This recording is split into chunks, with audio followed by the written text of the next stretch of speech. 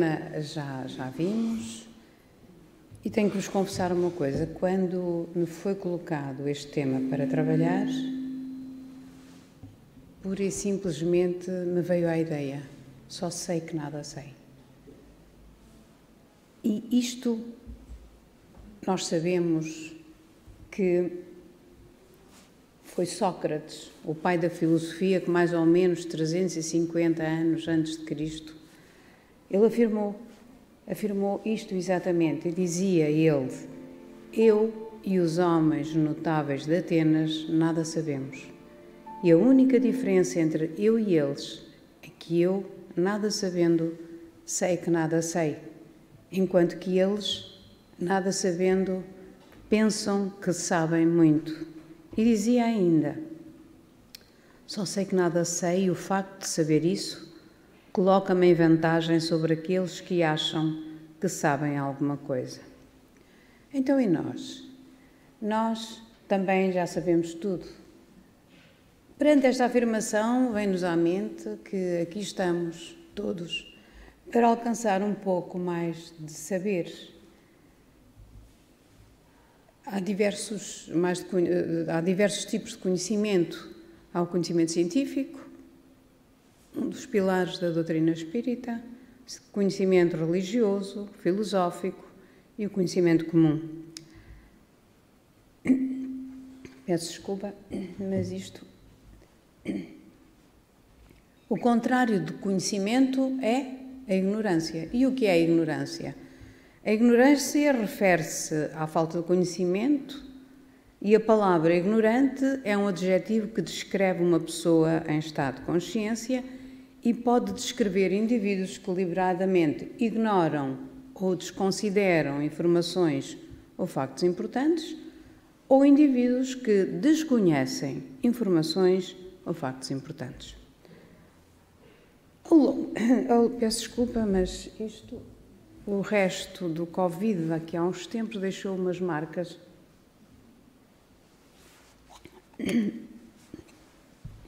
Mas não nos atrapalha, continuando.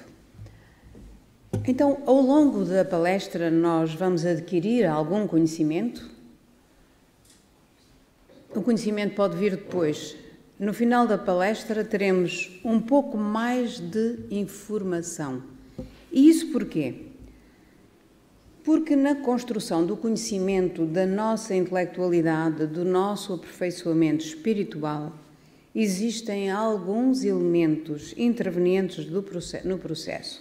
E são eles os dados, as informações, o conhecimento propriamente dito e a sabedoria. Então, e o que são os dados? É tudo o que nos rodeia. Estamos envolvidos numa infinidade de dados. Por exemplo, o GEAC.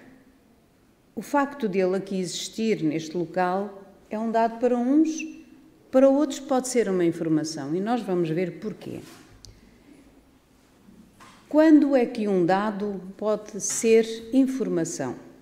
É quando aquele dado pode ser contextualizado, quando ele entra no rol do interesse da pessoa.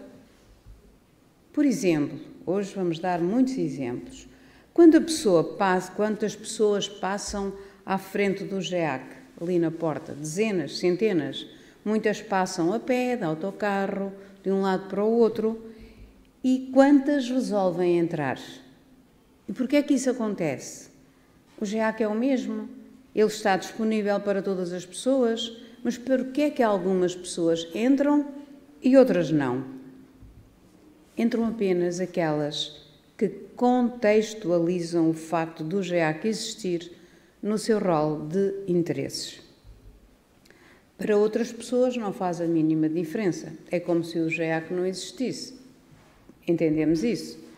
Por alguma razão, essas pessoas não estão interessadas nisso. Elas não estão interessadas em saber o que é que a doutrina espírita tem para lhes dizer, para lhes oferecer. Para estas, o facto do GEAC existir aqui, isto é apenas um dado. Mas esta instituição, para aqueles que se interessam, o GEAC, deixa de ser um dado e passa a ser uma informação. E isso vale para tudo na vida. Se não vejamos, O facto de existir um café, um bar, um restaurante, uma churrasqueira, aqui nos arredores, para muitos é apenas um dado. Para aqueles que não estão interessados em adquirir produtos naqueles estabelecimentos. Mas para aqueles que procuram produtos, para estes, já passa a ser uma informação. O dado passa a ser informação. Por exemplo, aquele indivíduo que procura uma padaria e nós lhe dizemos assim: olha, há um café ali adiante que vende pão. Ora, este café, para este indivíduo, o dado também já é uma informação, porque ele vai usar em seu benefício. Tudo isto para chegarmos a perceber o que é o tal do conhecimento. E quando é que essa informação se pode transformar em conhecimento? Na verdade, não é a informação que se torna em conhecimento. Por exemplo, mais outro, assistimos aqui a uma palestra e nessa palestra disseram que precisamos perdoar aqueles que nos magoam, que nos atingem, aqueles que nos ferem. Isso é informação. Mas se nós não colocamos em prática essas informações, se não somos capazes de perdoar quem nos magoa, então só recebeu mesmo a informação, não adquiriu o conhecimento. É esse o conhecimento que nós aqui precisamos todos de adquirir. É o sujeito que adquire a informação que se transforma em função da informação recebida. Se não vejamos, o GEAC está disponível para todos. Já vimos que é um dado. Eu estou aqui porque tenho interesse na informação. Todos nós estamos aqui porque temos interesse na informação. Nós entramos, estamos aqui e estamos a receber informação. Então eu começo a frequentar o estudo da doutrina, a assistir às palestras e por aí. Ok, então eu recebo as informações. Porque se estão aqui sentados a assistir à palestra, então tudo o que falamos já está no nível de informação e não de dados. Então continuamos a questionar quando é que essa informação se transforma em conhecimento. É quando a informação recebida ela é capaz de mudar, de alterar, de modificar o sujeito que a recebe. Numa qualquer palestra a que assistimos, foi dito, já dissemos ali atrás, mas vamos reforçar, que precisamos de perdoar aos nossos inimigos. Perdoar a quem nos magoa, a quem nos ofende. Já vimos, isso é informação. Que se não a colocarmos em prática, isto é, se não conseguirmos perdoar, só recebemos a informação e não adquirimos o conhecimento. Nós estamos a repetir para que possamos todos entender que é necessário colocar essas informações aqui recebidas em nós. Há pessoas que frequentam a casa espírita, vão ao atendimento fraterno, assistem às palestras, tomam passe, até fazem fluidoterapia quando é necessário, tomam a água magnetizada, mas não conseguem perdoar a quem as ofende. Eu não perdoo. Não perdoo. Fez-me tão mal, não perdoo. Ou seja, aquela informação que recebeu em todos os processos que por aqui andou, não é? Essa pessoa vai continuar apenas com uma informação. Não gerou o tal do conhecimento porque não trabalhou em si a informação recebida.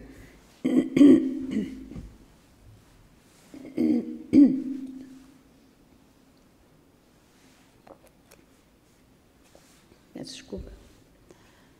Infelizmente, isso é o que acontece à maioria das pessoas. Pois que, apesar de frequentarem o centro espírita, já aprenderam e sabem que devem perdoar. Acreditam até na reencarnação, mas não são capazes de pôr em prática as informações recebidas, e isto agora é que é mais grave, aumentando a sua responsabilidade. porque já têm a informação e não operaram em si essa mudança necessária. Elas são ações de terceiros, mas quando a informação chega até nós, exige-se uma atitude nossa. Nós é que temos que operar essa mudança. Por isso diz-se que o conhecimento é subjetivo. Ele só surge a partir de uma forte vontade do indivíduo querer conhecer, de se querer modificar, pois todos, já ouvimos aqui muitas vezes dizer que todos nós temos o nosso livre-arbítrio.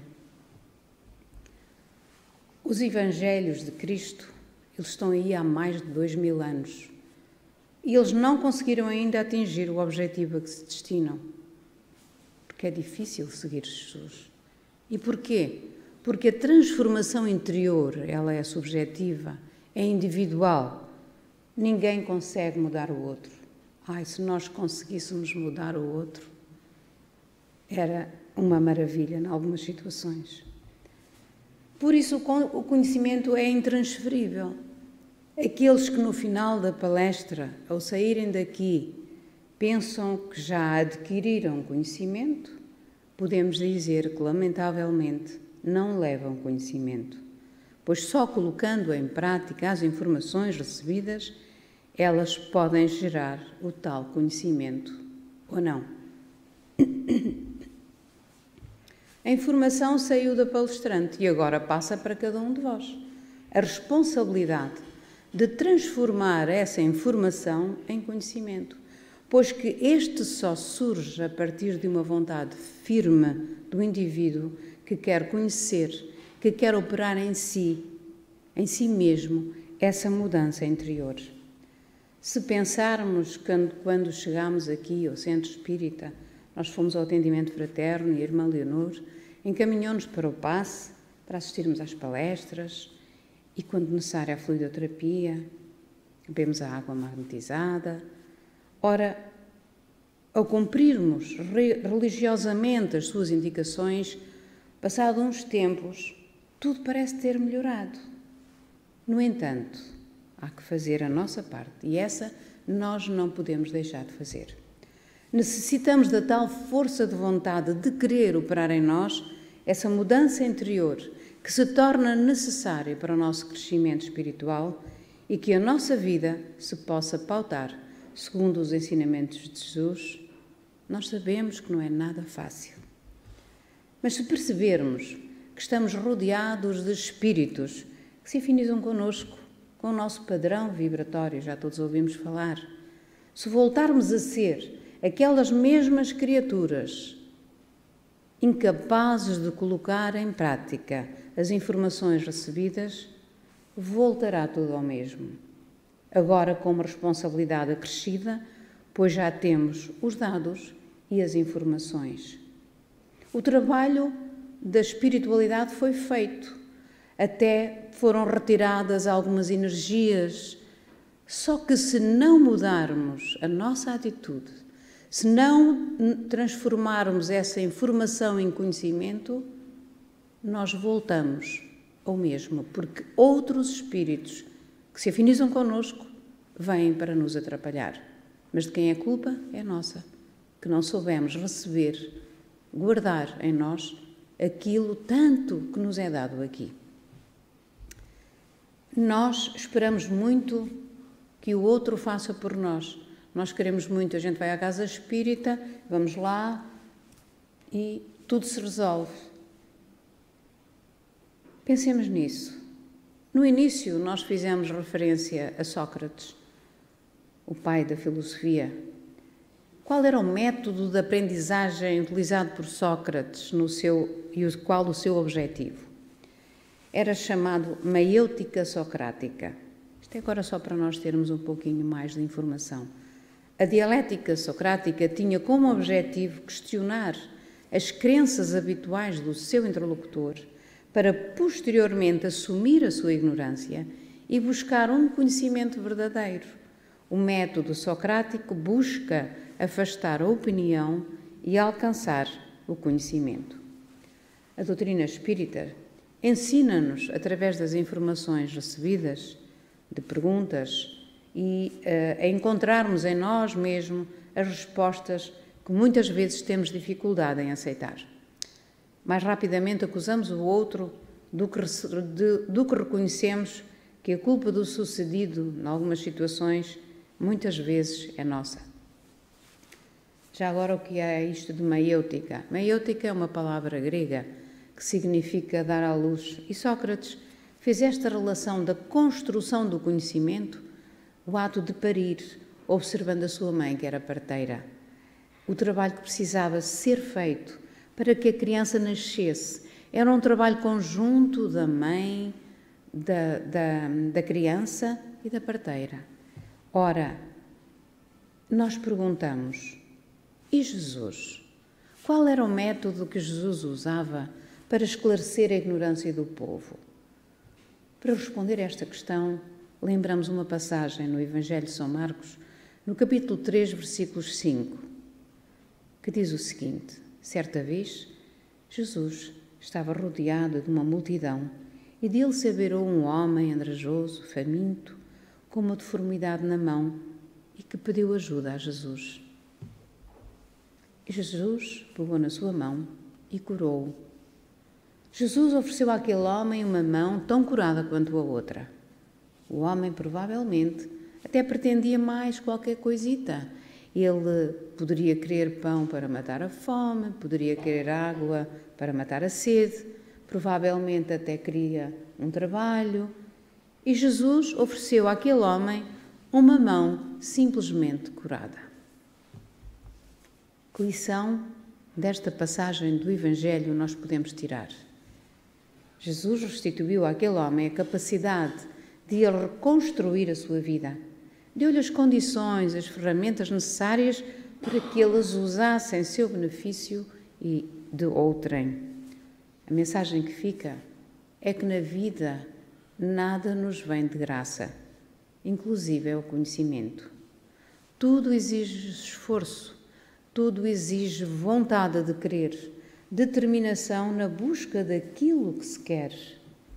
Quantas vezes pessoas que procuram a casa espírita na ânsia, na expectativa de cura, de obterem determinada coisa, da solução para os seus problemas. E depois de algum tempo de por aqui andarem, algumas pessoas ficam frustradas porque percebem que os problemas não foram resolvidos, não conseguiram o que queriam obter. O problema foi que obtiveram as informações e não as colocaram em prática, por forma a obterem o conhecimento.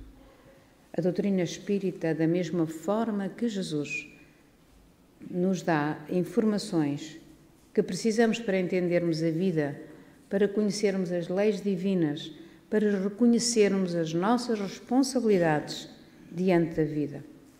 E que a partir desses instrumentos morais, éticos, intelectuais que a doutrina espírita nos oferece, nos possamos fortalecer, agora esclarecidos, e corrermos atrás dos nossos sonhos. Esta é a proposta espírita. A doutrina espírita está aqui para nos oferecer instrumentos que possam clarear nossa mente e enxergar quais são os obstáculos na nossa vida e retirá-los do nosso caminho. Esta é a mensagem. Estou quase a terminar, mas não posso deixar de referir ainda na segunda carta de Paulo aos Romanos. Ele é bem categórico quando, em determinado ponto da sua carta, ele diz: Deus retribuirá a todos na razão direta do seu esforço, ou seja, Deus retribuirá de acordo com aquilo que nós fizermos por merecer. Estas mensagens precisam de ficar bem claras em nossas mentes. E ainda no livro O Evangelho segundo o Espiritismo, no capítulo 6, o Espírito de Verdade, que é Jesus, chama a atenção de que precisamos de nos amar e de nos instruir. Ele diz: Espíritas, amai-vos, eis o primeiro ensinamento. E o segundo, instruí-vos. Portanto, é o caminho, amar e instruir. Busquemos a instrução, o conhecimento, nada mais importante que o conhecimento. Sem ele, tornamo-nos presas dos falsos profetas. Sem conhecimento, desesperamo-nos diante dos problemas da vida. Desacreditamos de nós mesmos no processo da vida física que por ora vivemos. O conhecimento é o principal instrumento que a doutrina espírita nos oferece. E agora, quanto à sabedoria? O irmão José deixou-nos a seguinte mensagem: nem sempre o homem culto, bem informado, é sábio. A sabedoria vai além do que se pode aprender nos compêndios, nos livros. O verdadeiro sábio é aquele que com os outros aprende a pensar por si mesmo. O verdadeiro sábio é aquele que consegue entender, interpretar, compreender, aceitar se não puder mudar e mudar se puder ser mudado. Isto era para ser lido pausadamente para conseguirmos entender o que isto quer dizer. Alia o sábio ao que conhece a experiência da vida. Pode-se saber muito sem que se seja sábio. O sábio fala muito em poucas palavras. O homem apenas culto gasta muitas palavras para dizer pouco. Infelizmente, as escolas do mundo não formam sábios, o qual se diploma nas experiências da vida, no cotidiano. O homem erudito vê, o sábio observa. Muitos dos homens sábios do mundo nunca escreveram sequer um livro. Sócrates e Jesus atravessaram os tempos até à atualidade, dando-nos ainda conhecimento, explicações, favorecendo-nos a oportunidade de desenvolvermos a sabedoria, aproveitando os momentos difíceis da vida, para refletirmos sobre a importância dos problemas e qual a mensagem que essa dificuldade nos traz. Provavelmente o homem erudito, o homem de saberes, vai querer encontrar respostas nos compêndios da terra, mas o sábio vai encarar as respostas nas experiências aliadas às informações recolhidas. Esta é a proposta. Vamos construir o nosso conhecimento a partir de hoje. Não vamos mais esperar que alguém transfira conhecimento para nós, mas vamos receber todas as informações que nos chegam. Refletir sobre elas, matutar nelas e ver o que podemos tirar dessas informações.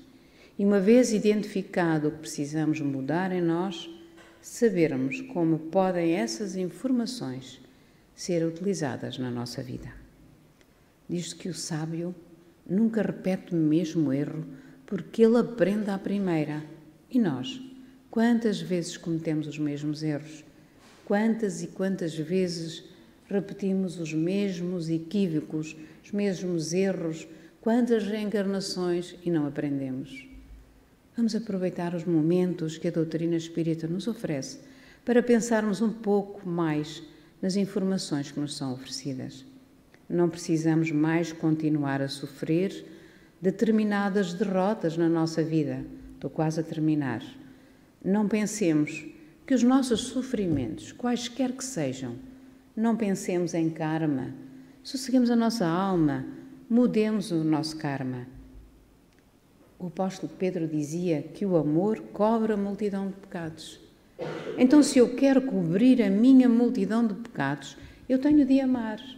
Eu não preciso de sofrer o peso dos meus erros, porque os erros, eles recaem sobre nós apenas como um chamamento para o erro cometido e para que atentemos para a sua reparação, a oportunidade de os corrigirmos. Nós erramos 1, 2, 3 vezes e eles vão recair sobre nós. E depois dizemos, é karma, nós estamos a gerar esse karma. É como alguém reclama da embriaguez, mas não para de beber. É karma, diz ele, bebo, ou ele ou ela, bebo, pois é karma. É karma porque não para de beber, não é? No momento em que parar de beber, para de ficar embriagado. Está a mudar o seu karma. E assim, as demais coisas na nossa vida. A doutrina espírita está aqui para oferecer instrumentos e que esses instrumentos possam clarear a nossa mente, para que possamos enxergar quais são os verdadeiros obstáculos da nossa vida e retirá-los.